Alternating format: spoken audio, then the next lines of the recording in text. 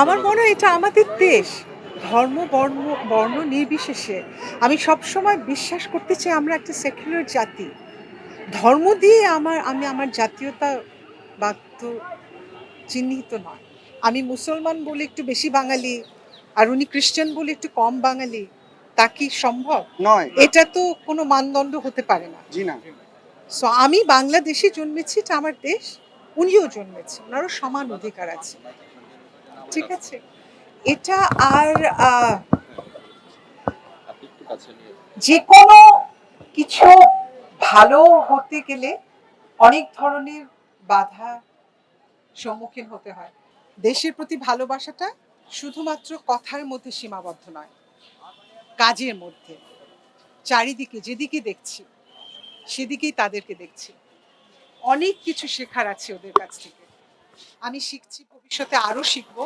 প্রথাগত কিছু চিন্তা ভাবনার মধ্যে আটকে আছি। যা কিছু হবে ভালো হবে, শুধু আমাদেরকে একটু ধৈর্য ধরতে হবে। অনেকে বলছেন যে এই যে ধ্বংসাযজ্ঞ, সহিংসতা, এগুলো হচ্ছে, একই সাথে ভালোটাও হচ্ছে। আমরা ভালোটাতে কনসেন্ট্রেট করি, মন্দটার কথা কম বলি। তাদের যেন শুভ বুদ্ধির উদয় হয়, তারা যেন এই ছাত্রছাত্রীদের দেখে ম্যাডাম, শেখে। ট্রাফিকে যেই কাজ করতেছে যেই স্টুডেন্টরা, তাদের একটু ঝুঁকিপূর্ণ আছে। যেরকম কালকে দুজনকে আমাদের উঠিয়ে নিয়ে গেছিল, পরবর্তীতে রাত্রে আমরা ফেরত পেয়েছি সেনাবাহিনীর তত্ত্বাবধায়কের তাদের হাত থেকে। তাদের সেফটি বিষয়ে কিছু বলবো। আমি জানি না এটা যারা করছে তারা আসলে কি মানসিকতার, মানে কি ধরনের বিকৃত মানসিকতার, আমি আসলে এটা ঠিক বুঝতে পারছি না। আমার খালি এটুকু মনে হয় যে এখানে কিন্তু কারো কোনো স্বার্থ নেই, এটা নিঃস্বার্থভাবে এই কাজটি করছে।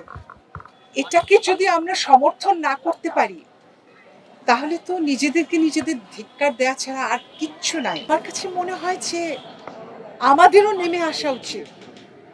হয়তো বয়সের কারণে সেই সাহসটা নেয়, কিন্তু ইচ্ছা তো করে। আমি বিশ্বাস করি যে ওরা যেমন আমি থেকে বেরিয়ে এসে আমরা আমাদের কথা ভাবছে, আমরাও যেন আমি থেকে বেরিয়ে এসে আমাদের দেশের কথা, সবার কথা ভাবি। ধর্ম, বর্ণ নির্বিশেষে এটা সবার দেশ। আমাদের সবার দায়িত্ব আছে। সব দায়িত্ব অন্যের উপর চাপিয়ে দিলে হবে না। আমার জায়গা থেকে আমার দায়িত্বটি পালন করতে হবে।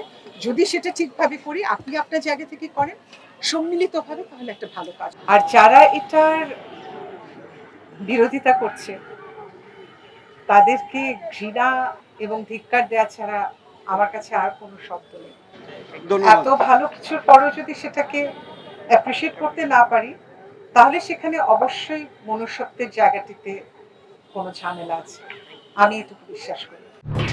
এলো খবরের কাগজ, নিখাত, নির্ভীক, নিরপেক্ষ।